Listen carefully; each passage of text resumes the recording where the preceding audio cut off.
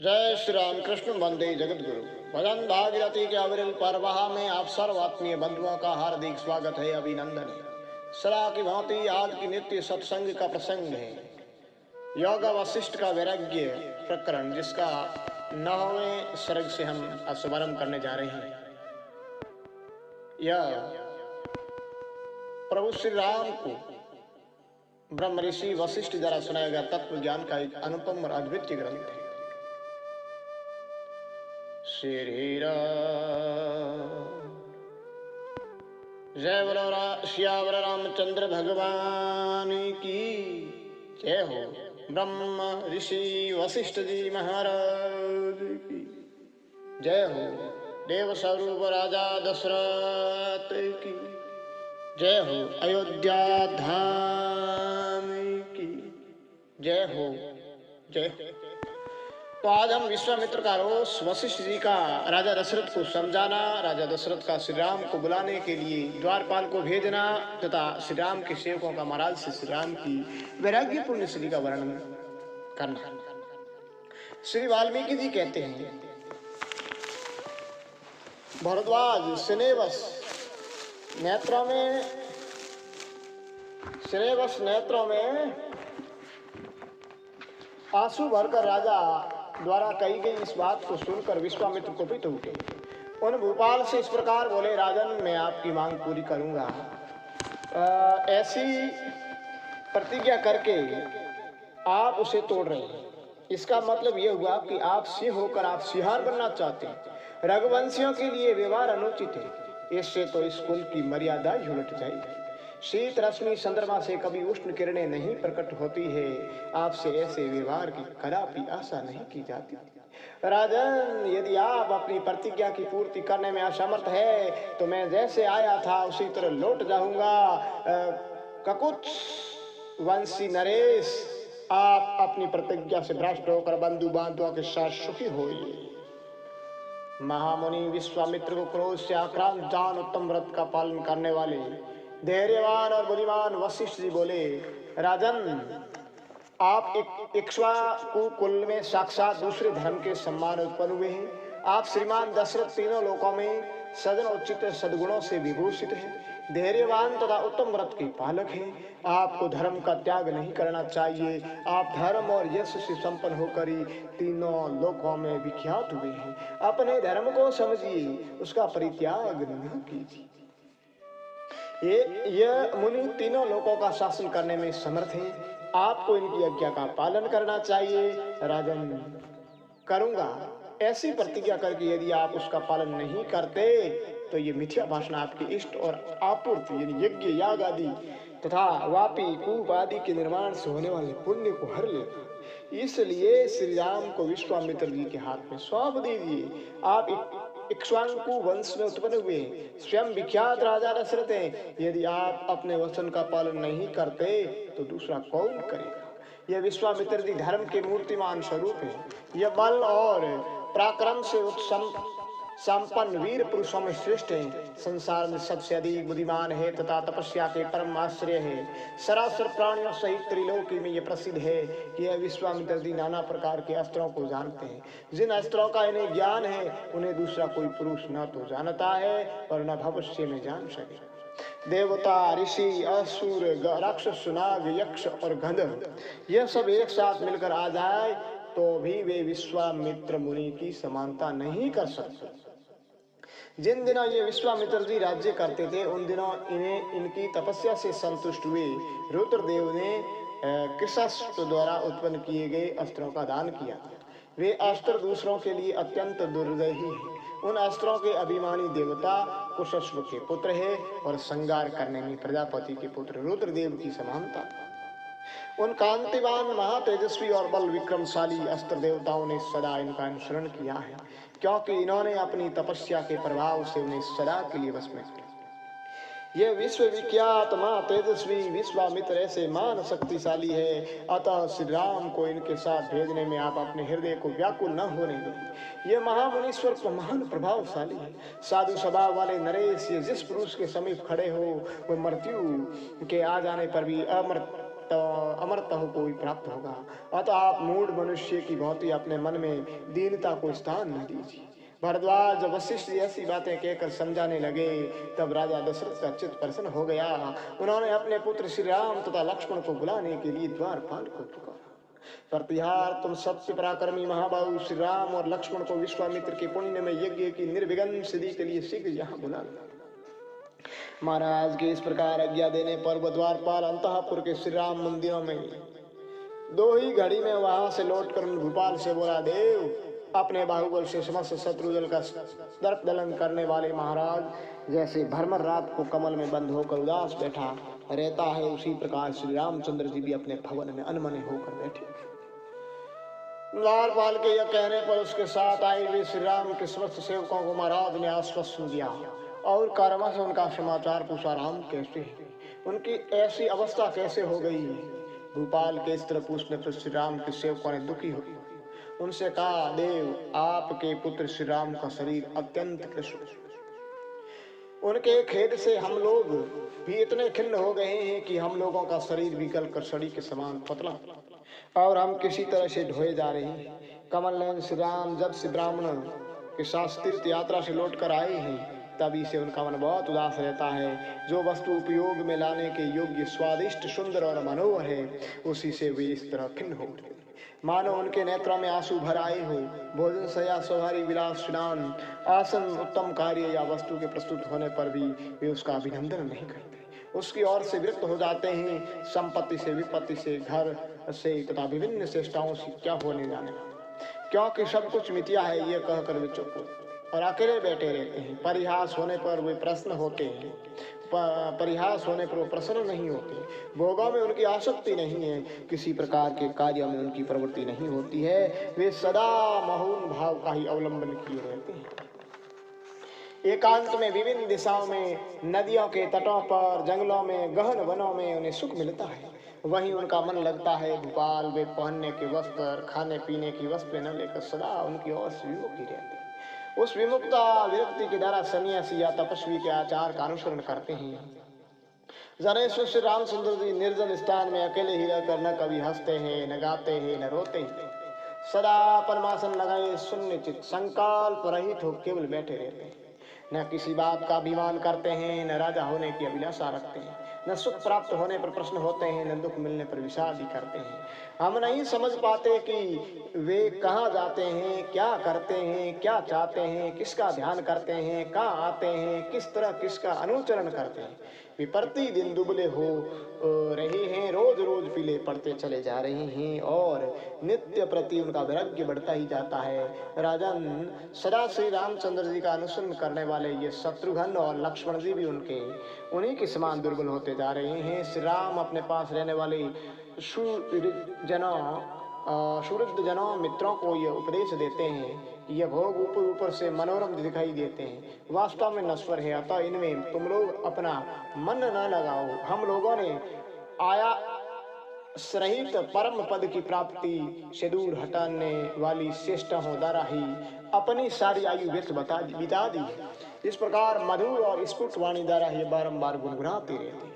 यदि पास बैठा हुआ कोई सेवक उनका अभिनंदन करते हुए ये कहे कि आप सम्राट हो, तो वे उसके इस कथन को उन्मत्त प्रलाप सा समझकर अन्य मनस्क हो हंसने लगते हैं तथा सदा मुनि वृत्ति से रहते हैं। न तो किसी की कही हुई बात को सुनते हैं, न सामने पड़ी हुई वस्तु की ओर दृष्टिपात करते हैं। सुंदर से सुंदर वस्तु प्राप्त होने पर भी सर्वत्र उसकी अवहेलना ही करते हैं।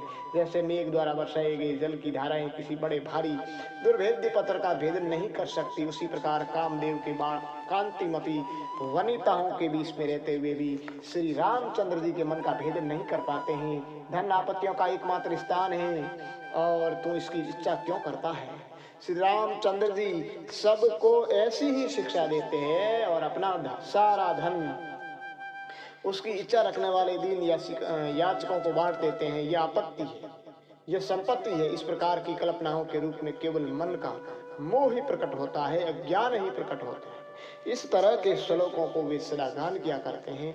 हाय, मैं मारा गया, मैं अनाथ हो गया, इस प्रकार सब लोग चीखते चिल्लाते रहते हैं, तो भी किसी को इस संसार से वैराग्य नहीं होता।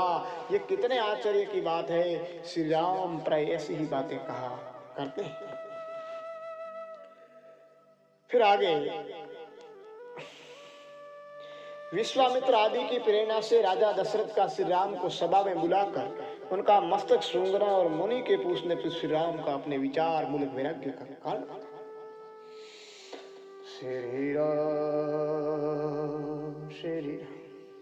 तब विश्वामित्र जी ने कहा, परम बुद्धिमान सतपुरुषों, यदि ऐसी बात है तो जैसे मृगों का झुंड अपने यूथपति को ले आता है, उसी प्रकार आप लोग भी रघुकुल नंदन श्री राम को शीघ्र यहाँ बुला लाएंगे। श्री रामचंद्र जी को ये मोह न तो किसी आपत्ति से हुआ है और न आसक्ति से, वे विवेक और वैराग्य से संपन्न है, अतः उन्हें मोह नहीं बोध ही प्राप्त हुआ है, जो महान अभिउदारक है।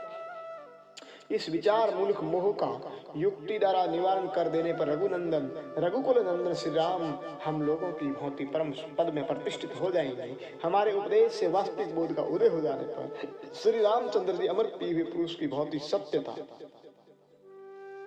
त्रिकाल बाधित ब्रह्म रूपता, मुदिता यानी परमानंद स्वरूपता और प्रज्ञा यानी अपरिचिन्न ज्ञान रूपता को प्राप्त होकर विश्रांति मुख से संपन्न संताप शून्य शरीर से रिष्ट पुष्ट और उत्तम कांति से युक्त हो जाएंगे।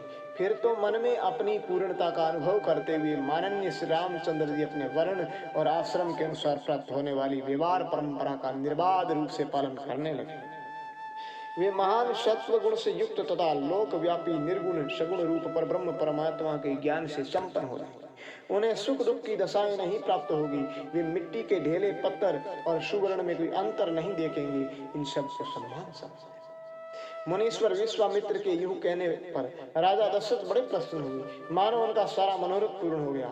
उन्होंने श्री रामचंद्र जी को बुला लाने के लिए बारंबार दूत पर दूत भेजना आरंभ किया। जब राजा और मुनि का संवाद हो रहा था, उसी समय श्री रामचंद्र जी अपने थोड़े से सेवकों और दोनों भाई लक्ष्मण तथा शत्रुघ्न के साथ अपने पिता के पवित्र स्थान राजसभा में गए। श्री राम ने दूर से ही महाराज दशरथ को देखा। जैसे इंद्र देव समूह से घिर कर बैठते हैं, उसी प्रकार वे भी राजाओं की मंडली से घिरे हुए बैठे थे। उनके दोनों और महर्षि वशिष्ठ और विश्वामित्र जी विराजमान थे। संपूर्ण शास्त्रों के अर्थ का ज्ञान रखने वाले मंत्रीगण माला की भांति उन्हें सब ओर से घेर कर गए।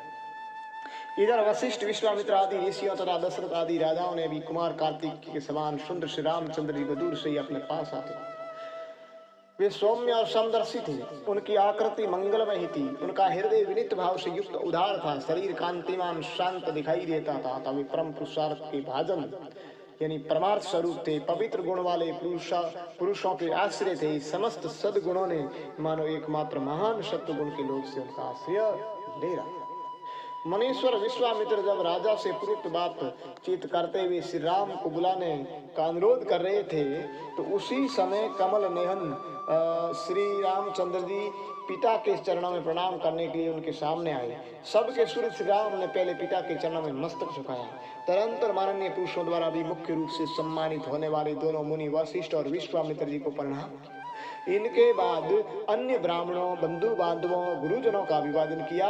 तत्पश्चात राजाओं के समूह द्वारा की जाने वाली प्रणाम परंपरा को उन्होंने प्रसन्न दृष्टि से उनकी ओर देखकर अपने मस्तक को किंचित झुकाकर तथा मधुर वाणी के द्वारा कुछ बोलकर स्वीकार किया।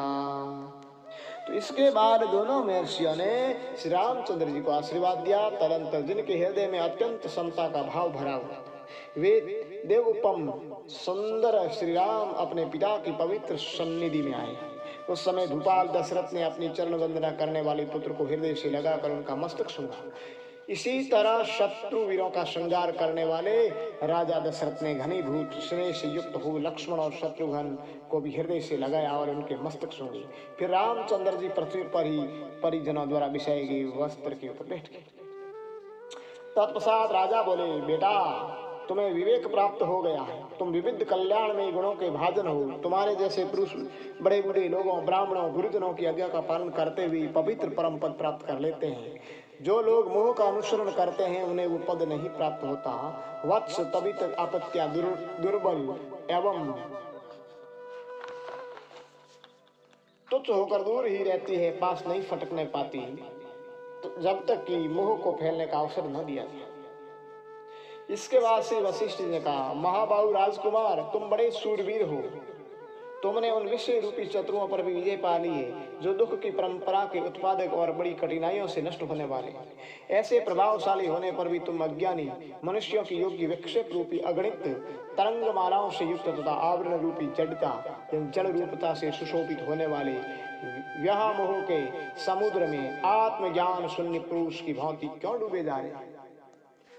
श्री विश्वामित्र जी ने कहा, राजकुमार, हिलते हुए नील कमलों के समूह की भांति जो तुम्हारे नेत्र संचल हो रहे हैं, इसमें तुम्हारे चित्त की व्यग्रता ही कारण है। इस व्यग्रता जनित नेत्रों की संचलता को त्याग कर बताओ, क्यों मोहित हो रही हो? तुम्हारे इस मोह अथवा भ्रम का क्या कारण है? निष्पाप श्री राम तुम्हारे मन में जो अभिलाषा हो उसे शीघ्र बताओ। तुम्हें वो सब मनोरथ प्राप्त होगा जिससे मानसिक व्यथाएं फिर तुम्हें कष्ट नहीं पहुंचे। उत्तम बुद्धि वाले विश्वामित्र जी का ये वचन, जिसके भीतर अपनी अभिलाषा के अनुरूप अर्थ का प्रकाश निहित था, सुनकर रघुकुल केतु श्री राम ने खेत त्याग दिया। श्री वाल्मीकि जी कहते हैं, भरद्वाज मुनीश्वर विश्वामित्र के इस प्रकार पूछने पर श्री रामचंद्र जी ने धैर्य धारण करके परिपूर्ण अर्थ के गौरव से दबी हुई सी मंद मंद मनोहर वाणी में श्री राम बोले, मुनीश्वर, मैं अपने पिताजी के इस महल में उत्पन्न हुआ, कर्मस्व बढ़ा और फिर मैंने विद्या प्राप्त की। तत्पश्चात सदाचार के पालन में तत्पर रहकर तीर्थ यात्रा के उद्देश्य से समुद्रों द्वारा घिरी हुई सारी पृथ्वी पर भ्रमण किया। इतने समय में मेरे मन में जो विचार उत्पन्न हुआ वह इस संसार विषयक आस्था को उठा देने वाला है। तीर्थ यात्रा करने के अनंतर मेरा मन विवेक से पूर्ण हो गया, जिससे मेरी बुद्धि भोगों की ओर से निरस यानी विरक्त हो गई और उसके द्वारा मैंने इस प्रकार विचार आरंभ किया, ये जो संसार का विस्तार है इसमें क्या सुख है? कुछ भी तो नहीं। चर और अचर प्राणियों की चेष्टाओं के विषय तथा केवल वैभव काल में ही रहने वाले ये जितने भोग के साधनभूत पदार्थ हैं, सब के सब अस्थिर क्षणभंगुर आपत्तियों की स्वामी अर्थात केवल विपत्ति में ही डालने वाले तथा पाप स्वरूप हैं। जैसे मरीचिका में जल न होने पर भी भ्रम से उसे जल समझकर उसके द्वारा मोहित हुए मृग वन में बड़ी दूर तक खींचे चले जाते हैं, उसी प्रकार मूढ़ बुद्धि हुए लोग संसार के पदार्थों में सुख न होने पर भी उनमें सुख मानते हैं और उसी के लोभ से आकृष्ट होकर इधर उधर भटकते रहते हैं। यद्यपि यह लोग किसी के द्वारा वैसे नहीं कहे गए हैं, तथापि बिके हुए के समान परवश हो रहे हैं। इस बात को जानते हुए भी कि यह सब कुछ माया का खेल है, हम सब लोग मूढ़ बने बैठे हैं, इस माया से मुक्त होने का प्रयत्न नहीं करते हैं। ये कितने खेद की बात है। संसार के इस प्रपंच में जो अत्यंत दुर्भाग्यपूर्ण भोग दिखाई देते हैं, ये क्या है? इस पर विचार करना चाहिए। सब लोग व्यर्थ ही उनके मुंह में पड़कर भ्रांतिवश अपने को बद्ध मानकर बैठे हुए हैं। जैसे वन में किसी गड्ढे के भीतर गिरे हुए मूढ़ मृग दीर्घ काल के पश्चात ये जान पाते हैं कि हम गड्ढे में पड़े, उसी प्रकार लोगों ने बहुत समय बाद ये जाना है कि हम मूढ़ जीव व्यर्थ में ही मोह में पड़े हुए हैं। मुझे राज्य से क्या लेना है और भोगों से भी क्या प्रयोजन है? मैं कौन हूँ? ये दृश्य प्रपंच क्या है? किस लिए सामने आया है? जो मिथ्या है वो मिथ्या ही रहेगी, उसके मिथ्या होने से किसकी क्या हानि होने वाली? ब्राह्मण जैसे यत्र तत्र भ्रमण करने वाले पथिक को मरुभूमि से विरक्ति हो जाती है, वैसे इस प्रकार विचार करते करते सभी भोग्य पदार्थों से मेरी अरुचि हो गई है। मुनीश्वर देखिए, भिन्न भिन्न रूपों में उपलब्ध होने वाले उन तुष्ट भोगों ने हमको उसी प्रकार जर्जर बना दिया, जैसे प्रचंड वायु पर्वतीय वृक्षों को जर्जर कर देती है। सब लोग अचेतन से होकर प्राण नामधारी पवन से प्रेरित हो व्यर्थ शब्द उच्चारण कर रहे हैं। जैसे कीचक नामक बांस अपने छेदों में हवा भर जाने से बांसुरी की सी ध्वनि करने लगते हैं। संसार की संपदाएं सदा सबकी वंदना करती रहती हैं। ये मनुष्यों की मनोवृत्ति को मोह लेती है, उनकी सद्गुण राशि का नाश कर देती हैं, तरह तरह के दुख दिया करती हैं, दुखों का जाल बिछाती रहती हैं। ये धन वैभव चिंताओं के चक्कर में डालने वाले हैं, इसलिए मुझे आनंद नहीं देते। तथा बच्चों वाली स्त्रियों से भरे हुए घर भी भयानक विपत्तियों के आवास स्थान की भांति मुझे दुख ही प्रदान करता, सुख नहीं। मुनि जैसे बांस और तिनकों से आसादित गर्त में गिरने के कारण प्राप्त होने वाले शुदा पिपासा आदि दोषों का तथा बंधन आदि दुर्दशाओं का विचार करते रहने से बंधे हुए हाथी को कभी सुख नहीं मिलता, उसी प्रकार देह आदि पदार्थों की क्षणभंगुरता के कारण उनमें अनेक प्रकार के दोषों और दुर्दशाओं का स्मरण करके मेरे मन को भी शांति नहीं मिलती। ज्ञान रूपी रात्रि में तीव्र मोह रूपी कोहरे से लोगों की ज्ञान रूपी ज्योति के नष्ट हो जाने पर दूसरों को दुख देने में परम चतुर विषय रूपी चैकड़ों शोर हर समय प्रत्येक दिशा में विवेक रूपी श्रेष्ठ रत्न का पालन करने के लिए ही जान से लगे हुए हैं। युद्ध में उन्हें मार भगाने के लिए तत्वज्ञानी पुरुषों को छोड़कर दूसरे कौन से समर्थ हो सकते हैं? तत्वज्ञानी ही उनको नष्ट करने में समर्थ है। दूसरे श्री राम श्री राम। धन संपत्ति तथा आयु की निसारता एवं दुख रूपता का वर्णन। श्री रामचंद्र जी कहते हैं, मुने ये लक्ष्मी, ये धन संपत्ति संसार में यदि स्थिर होकर रहे तो बहुत से सुखों की साधनभूत होने के कारण सबसे उत्कृष्ट वस्तु है। ये मूल मनुष्यों की कल्पना है। वास्तव में न तो ये कभी स्थिर रहती है न उत्कृष्ट ही कहलाने योग्य है, क्योंकि वो सबको मोह में ही डालती रहती है। अतः विषयों की भांति वो भी निश्चित ही अनर्थ की प्राप्ति कराने वाली है। जैसे नदी से असंख्य संचल तरंगे प्रकट होती है, वायु की सहायता से बढ़ती रहती है, उसी प्रकार इस श्री अथवा संपत्ति से बहुत सी चिंता रूपिणी पुत्रियां उत्पन्न होती हैं, विविध दुष्टिष्टाओं द्वारा वृद्धि को प्राप्त होती हैं। ये संपत्ति शास्त्रोक्त सदाचार से रहित पुरुष को पाकर इधर उधर दौड़ती रहती है, कहीं एक जगह पैर जमा कर स्थिर नहीं रहती। ये मूल संपत्ति किसी गुणवान पुरुषों के द्वारा बड़े दुख से उपार्जित होने पर प्राय उसके उपभोग में नहीं आती है। राधाओं की प्रकृति के समान श्रेष्ठ पुरुष की उपेक्षा करके भी गुण अवगुण का प्रचार किए बिना ही जो कोई भी अपने पास रहता है उसी का अवलंबन कर लेती हैं। लोग तभी तक अपने और पराये जनों के प्रति शीतल मृदुल दया उदारता और स्नेह आदि से संपन्न बने रहते हैं जब तक कि वे प्रबल वायु के वेग से बर्फ को भांति धन संपत्ति के द्वारा कठोर विशुष्ट नहीं बना दिए जाते हैं। जैसे मुट्ठी भर धूल मणियों को मलिन कर देती है, उसी प्रकार धन संपत्ति ने बड़े बड़े विद्वान शूरवीर कृतज्ञ सुंदर कोमल स्वभाव वाले पुरुषों को भी मलिन कलंकित कर दिया है। भगवान धन संपत्ति सुख देने के लिए नहीं दुख के लिए ही बढ़ती है। जैसे विषय की बेल सुरक्षित रखी जाए तो वो मौत ही देती है, विष की बेल सुरक्षित अगर रखी जाए तो मौत ही देती है, उसी प्रकार धन संपत्ति की रक्षा करने पर भी विनाश का ही कारण है।